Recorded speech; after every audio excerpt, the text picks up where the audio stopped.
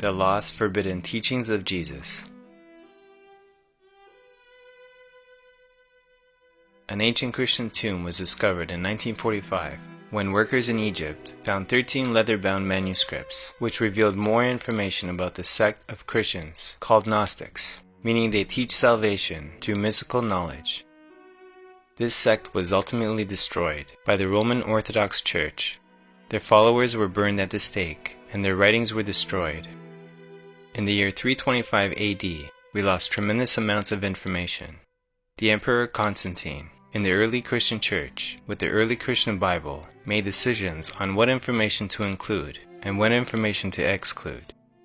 What we know now is that at least 45 books were either completely taken away or tremendously edited into what we call today our Western biblical tradition. When those edits were made, we lost information that tells us everything is connected. Although the modern Bible has been greatly disfigured, it is nevertheless infused with the ancient secret doctrine. One of the manuscripts found contains the Gospel of Thomas. The Gospel of Thomas has been illuminated from the Bible because it represents a very different kind of Jesus. The Lost Gospel of Thomas is very powerful because it is believed to be the actual words of Jesus as he was teaching those around him how to use the power of human emotion in their life.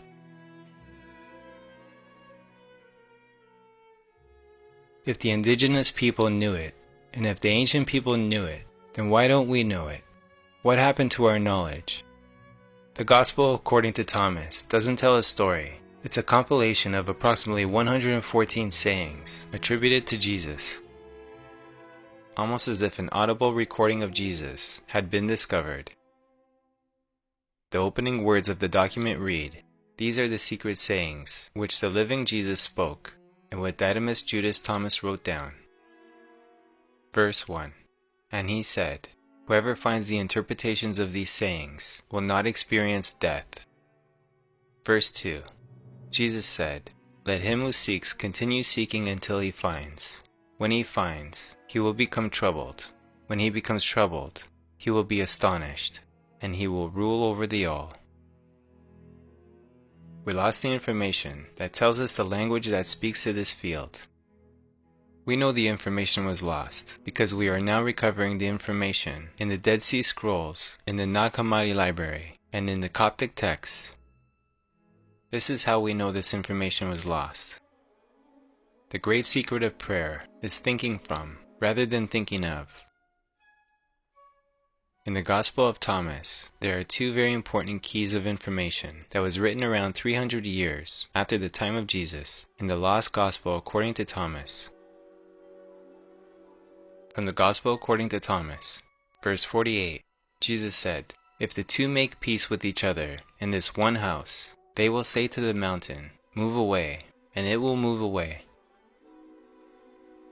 Verse 106, Jesus said, "When you make the two one, you will become the sons of man, and when you say mountain move away, it will move away." John 16:23-24 has been edited. The passage originally said, "All things that you ask straightly and directly from inside my name, you shall be given." So far you have not done this. Ask without hidden motive, and be surrounded by your answer. Be enveloped by what you desire, that your gladness may be full. I believe this means to ask from the heart and not the ego. Be enveloped by what you desire, because that is when your thought and emotion become one. You think of the thought of healing your loved ones, and you feel the love of that thought. They become one. And that is the language that this field recognizes. Neville the philosopher, in the early 20th century, in his book The Power of Awareness says, "You must make your future dream a present fact by assuming the feeling of your wish fulfilled." When a martial artist breaks a wood or concrete block, they are focused on what happens after their hand passes through the block, the end result. They know that if they think about their hand hitting the block, that it will hurt. They focus on the feeling and the thought as if the block had already been broken. That is just a metaphor for what we can do with the power of emotion. Feeling as if the experience has already happened. The Gospel of Thomas represents our connection to consciousness and all that is. It is the knowledge that liberates man. People have tried saying this many times and nothing happens. But why? Because the asking is not done with the thought and emotion. To ask, we must speak to the field in the language that the field recognizes, in a language that's meaningful and that comes from the power of our heart. Our heart creates feelings of electrical and magnetic waves. That's the language the field recognizes. So when you create the feeling in your heart as if the prayer had already been answered, that creates the electrical and magnetic waves that brings that answer to you. The Buddhist monasteries in Tibet tell us that feeling is the prayer, and to feel as if our prayers have already been answered. Here are some of the sayings of Jesus from the Gospel according to Thomas. Verse 3. Jesus said, "If those who lead you say to you, 'See, the kingdom is in the sky,' then the birds of the sky will precede you. If they say to you, 'It is in the sea,' then the fish will precede you. Rather, the kingdom is inside of you, and it is outside of you. When you come to know yourselves, then you will become known, and you will realize that it is in you who are the sons of the living Father. But if you will not know yourselves, you will dwell in poverty, and it is you who are that poverty." Verse 5. Jesus said, "Recognize what is in your sight, and that which is hidden from you will become plain for you. For there is nothing hidden which will not become manifest." Verse 6. His disciples questioned him and said to him, "Do you want us to fast? How shall we pray? Shall we give alms? What diet shall we observe?" Jesus said, "Do not tell lies, and do not do what you hate, for all things are plain in the sight of heaven. For nothing hidden will not become manifest, and nothing covered will remain without being uncovered." Verse 7.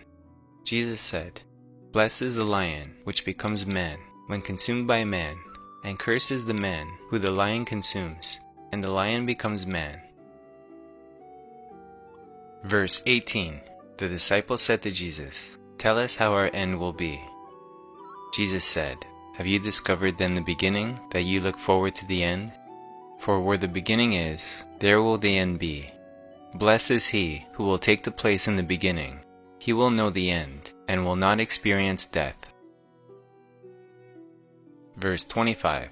Jesus said, "Love your brother like your soul. Guard him like the pupil of your eye." Verse 27. If you do not fast from the world, you will not find the Father's domain. Verse 50.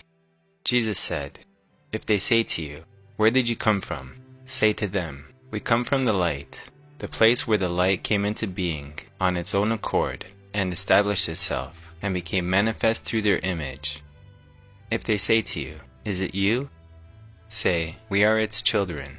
We are the elect of the living Father.' If they ask you, 'What is the sign of your Father in you?' say to them, 'It is movement and repose.'" Verse 77. Jesus said, "It is I who am the light, which is above them all. It is I who am the all. From me did the all come forth, and unto me did the all extend. Split a piece of wood, and I am there. Lift up the stone, and you will find me there." Verse 113. His disciples said to him, "When will the kingdom come?" Jesus said, "It will not come by waiting for it.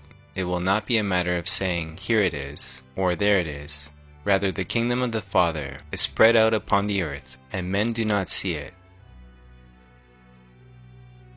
Before the discovery of Gnostic writings, our only knowledge of it comes from a letter written by Clement of Alexandria, 150 AD to 211 AD, which quotes this secret gospel and refers to it as a more spiritual gospel for the use of those who are being perfected.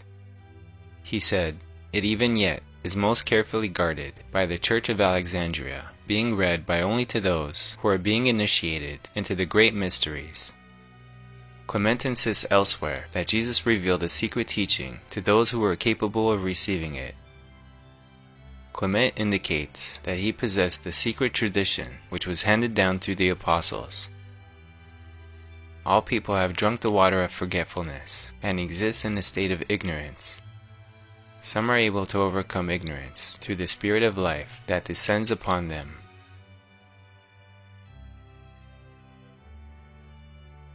These souls will be saved and will become perfect, that is, escape the round of rebirth. And you shall know the truth, and the truth shall make you free. What did Jesus and the great masters say about this language? It is the same, whether you're talking about Buddhist, Hindu, or pre-Christian traditions. They are all telling us that there is a field of energy and that we have the language to use that field. We think that we are born into this world, but the truth is the world is born in you. Whenever you place your consciousness through the mind of the five senses, you create this world we live in.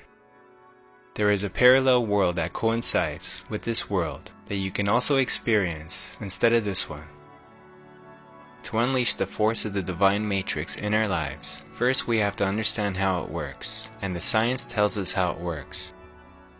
Secondly, we must speak in the language that the divine matrix recognizes, and science cannot tell us that. That comes from our past, from our culture, from our history, from those who have learned and used this language for thousands of years.